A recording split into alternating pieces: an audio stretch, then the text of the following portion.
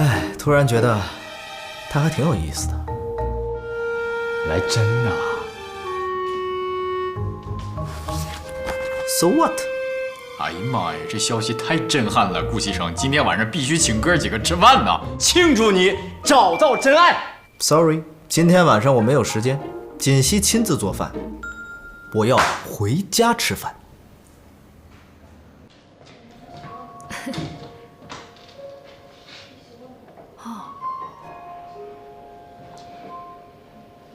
在咱们公司啊，福利都很棒，有很多员工啊都待了好长时间了。王姐、丽姐，这是谁呀？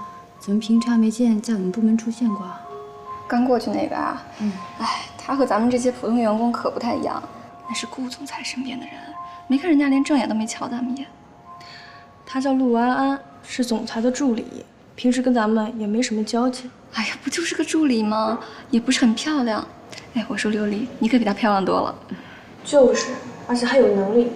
经理对你的设计稿还赞不绝口呢。哪有啊，我就是个新人。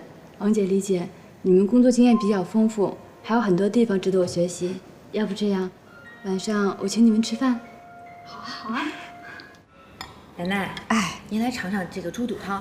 我煲了一下午了。哦，如果您要觉得有什么意见的话，就跟我说，我一定改正。好，我尝尝。怎么样？味道真香。是吗？很一般呐。